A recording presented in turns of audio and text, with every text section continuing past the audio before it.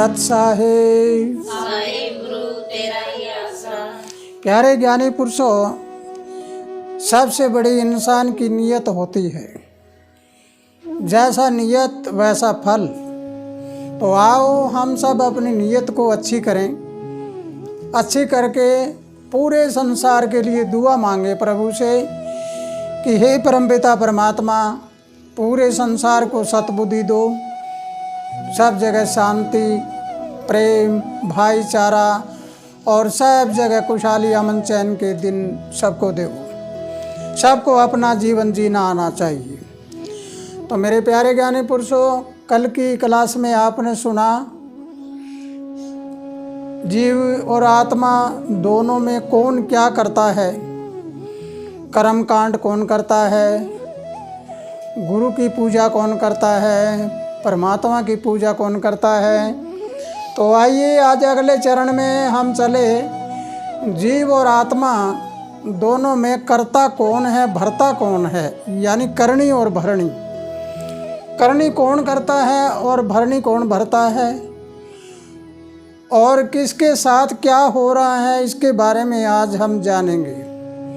तो लीजिए आज हम शुरुआत करते हैं पहले कि जीव और आत्मा दो चीज़ें हैं, लेकिन जीव और आत्मा दोनों के मिलान के बगैर कुछ नहीं होता। अकेला जीव कुछ नहीं कर सकता और अकेली आत्मा कुछ नहीं कर सकती। यानी अकेला ये हो तो भी कुछ नहीं करेगा, आत्मा होगी तो भी कुछ नहीं करेगा। अगर ये जीव और जमा आत्मा बन जाए तो ये सब कुछ प्राप्त कर सकता है। इसलिए आज हमें जानना है कि संसार में क्या हो रहा है और हमें क्या करना चाहिए। संसार में जीव है वो करता है। आपको शायद पता है या आप कोई विद्वान लोग जानते भी होंगे कि व्याकरण क्यों बनाई गई। व्याकरण का मतलब क्या होता है। अगर हम शिक्षा के रूप में देखें, पढ़ाई के रूप में देखें, तो व्याकरण में कर्ता, कर्म, क्रिया होता है और उसके आगे चल के कारण वगैरह होते हैं। ये सारी की सारी बातें हमारे अंदर का ज्ञान है। अंदर का ज्ञान जब बाहर आया तब है। तो हम जानेंगे कर्ता कौन है। कर्ता है जीव, और कर्म क्या है, जो उस जीव के हाथ से जो कुछ होने वाला होता है वो। तो जब ये कर्ता कर्म करता है, इस कर्ता ने यानी इस जीव ने कर्म किया तो क्रिया उत्पन्न हुई। क्रिया का मतलब हुआ किसी कर्म के करने से उसका होना या करना पाया जाए, यानी उसमें क्या हुआ, क्या चीज़ उत्पन्न हुई वो पाया जाए, तो उसको हम क्रिया कहते हैं। जैसे आपने सुना होगा कि अंत समय में जो दाह संस्कार करते हैं तभी लोग कहते हैं क्रियाक्रम किया, कर्म कांड किया, क्रियाक्रम किया, ये किया वो किया। ये सब क्या हो रहा है, ये करता है, वो कर्म करता है, उसके द्वारा क्रिया उत्पन्न होती है। तो आइए आज हम पूरी तरह से अपने अंदर की व्याकरण को खोल के देखें। बाहर की व्याकरण तो हम पढ़ते चले आए, लेकिन हमने अपने अंदर की व्याकरण को नहीं देखा। तो अंदर की व्याकरण को देखते हैं तो संसार में जीव है, ये करता है, और इसके द्वारा जो कर्म किया जाता है उस कर्म से क्रिया उत्पन्न होती है। जैसे उदाहरण के तौर पे एक इंसान ने अपने हाथ से ईंटें बनाई, हमने कर्म किया, और ईंटें बनाकर ईंटों का एक मंदिर बनाया, वो कर्म किया। उसने अपने हाथों से मूर्ति बनाई, वो भी कर्म किया, और वो मूर्ति बनाकर वहाँ आके वो फेल हो गया। मूर्ति बनाने के बाद उसको ये पता नहीं लगा कि तैने जो मूर्ति बनाई है और फिर तू इसमें कर्म कांड करके उसमें प्राण प्रतिष्ठा वगैरह भरना शुरू किया और मंत्र जाप किया, तो मंत्र जाप करने का मतलब ये निकलता है कि उस मूर्ति में एक आस्था पैदा कर दी गई। उस आस्था में अगर हम उस मूर्ति वाले के गुण अपने अंदर धारण करेंगे तो फिर वो मूर्ति है वो परमात्मा के समान काम करेगी, क्योंकि उसमें प्राकृतिक ताकत है, प्राकृतिक ऊर्जा है, वो प्रवेश हो जाती है। तो इसलिए हमें जानना और पहचानना है कि जीव ये कर्म करता है, लेकिन आत्मा है वो कर्म नहीं करती। आत्मा का मतलब होता है प्रकाश। आत्मा है क्या?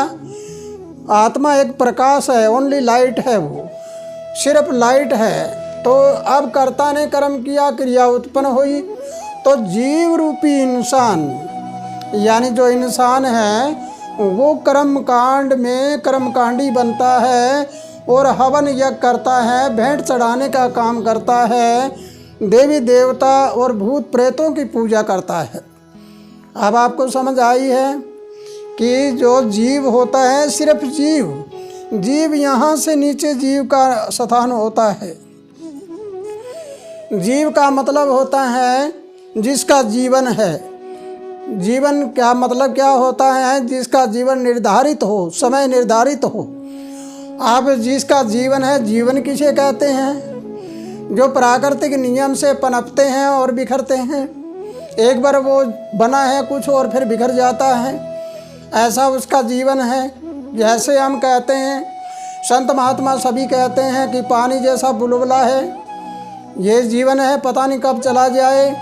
और ये जीवन 2 दिन का है, कोई कहते हैं 4 दिनों की चांदनी है। ये सब क्या है? ये हमारा जीवन है, ये प्रकृति से पनपता है। अब सवाल खड़ा हो जाता है, प्रकृति किसे कहते हैं? प्रकृति का मतलब होता है जो अपने आप ही बनती है, अपने आप बिखरती है। बरसात बनती है तो बरसात को कोई बनाने वाला आपको नज़र आता है? अपने आप बनती है, अपने आप बिखरती है।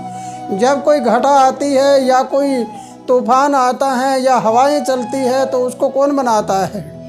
वो अपने आप कुदरती तौर से बनती है, उसे कहते हैं प्रकृति। और उस प्रकृति ने जो एक जीव को, जिसके साथ वो लाइट जुड़ी हुई है, परमात्मा यानी आत्मा को परमात्मा ने भेजा, यानी आत्मा जुड़ी हुई है। आत्मा जो लाइट है वो जुड़ी हुई है, उस लाइट के साथ मिलकर और तेज लाइट दे दी और उस जीव ने उसको ग्रहण कर लिया। तो फिर वो जीव और आत्मा है, वो जीव से ब्रह्म बन गया और आत्मा से वो परमात्मा बन गया। यानी उसकी आत्मा है वो परमात्मा।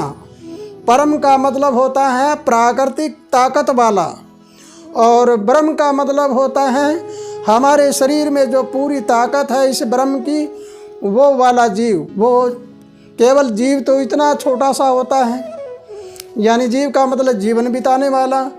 लेकिन जो ब्रह्म का ज्ञान हो जाता है, जिसको एडी से लेकर चोटी तक कौन पुर्जा कहाँ लगा हुआ है, किस पुर्जे का क्या काम है, कौन पुर्जा कहाँ पर जाकर क्या काम करता है, ये सारी बातें उसको पता लग जाता है। वो होता है ब्रह्म का ज्ञान। तो मेरे प्यारे ज्ञानी पुरुषों, अब आपको पता लगा कि देवी देवता भूत प्रेत आदि को कर्मकांड करने वाले और भेंट चढ़ाने वाले वो कौन होता है? वो केवल जीव होता है। जो जीव के बारे में आपको पहले बता चुके हैं कि जीव के 6 लक्षण होते हैं: राग, द्वेष, इच्छा, ज्ञान, प्रयत्न और भय। ये 6 लक्षण जिसमें होते हैं वो यहाँ तक होते हैं। यहाँ से नीचे नीचे ये जीव होता है। मन से दूर बुद्धि, यहाँ पर बुद्धि होती है, बुद्धि से दूर आत्मा का प्रकाश, और ये आत्मा का प्रकाश है, ये ऊपर आकाश से जुड़ा हुआ होता है। ये हमारे ऊपर वर्ल्ड पावर से, विश्व शक्ति से जुड़ा हुआ होता है। तो आइए, ये तो था जीव का बारे में। अब हम ले आत्मा को।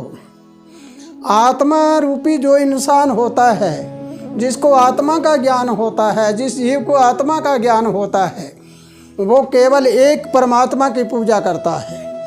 एक ही अटल ज्योत जो होती है, परमात्मा की इलाही ज्योत होती है, उसकी पूजा करता है। वो धुर की वाणी की पूजा करता है, वो गॉड लाइट की पूजा करता है, वो खुदा के नूर की पूजा करता है। इसी प्रकार उसमें गुण क्या होते हैं?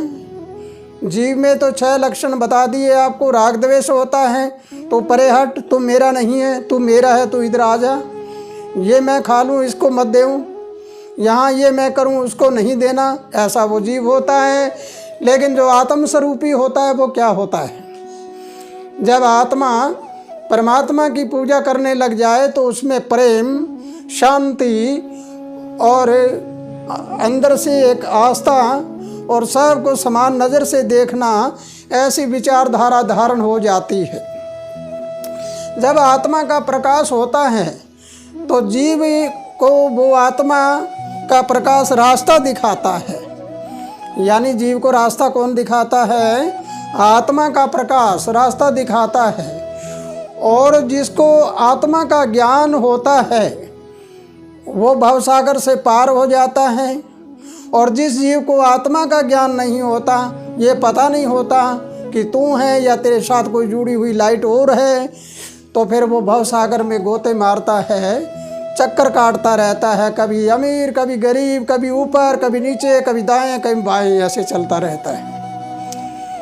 जैसे आँख है हमारी, ये बिना प्रकाश के नहीं देख सकती अंधेरे में, लेकिन कान है ये अंधेरे में सुन सकते हैं। हमारा दिमाग है ये अंधेरे में काम कर सकता है। आपको समझना और जानना है कि कान है ये क्या है?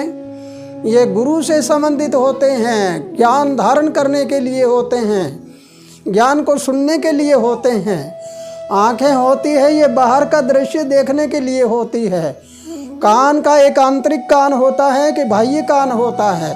बाहर का जो कर्ण पटल है, इस पर आवाज़ ये ध्वनि टकराती है और फिर अंदर जाती है। आँखों के ऊपर जब कोई फोटो आता है तो यहाँ से प्रतिबिंब बनता है और वो दिखाई देता है, वो नूरत बनती है। इस प्रकार आँखें हैं वो बिना लाइट के काम नहीं कर सकती, लेकिन कर्ण पटल पर आवाज़ है वो अंधेरे में भी चलती है। इसलिए अंधेरे में आवाज़ आएगी, वो कान तो पहचान लेगा, लेकिन हमारा दिमाग भी पहचान लेगा, क्योंकि दिमाग अंदर है बाहर नहीं, उसके ऊपर कवच लगा हुआ है। तो मेरे प्यारे ज्ञानी पुरुषों, आज की क्लास में इतना ही, और कल की क्लास में इसका अगला चरण बताया जाएगा आपको कि जब ये सारी बातें आपको पता लग चुका है कि आँख हमारी अंधेरे में काम नहीं करती, कान काम करता है, और हमारा शरीर है ये भी अंधेरे में काम नहीं करता, लेकिन दिमाग काम करता है। इसलिए ये अंधेरा हटाएं कैसे और इस अंधेरे को उजाला कैसे करें, ये आपको कल बताया जाएगा। इसी के साथ खुशहाल रहो, आनंद करते रहो, प्रभु सबकी लंबी उम्र करे। और आज लोहड़ी के शुभ अवसर पर पूरी दुनिया को हार्दिक शुभकामनाओं के साथ यही प्रार्थना करता हूँ कि प्रभु सबको सुख शांति अमन चैन दो। सत साहेब।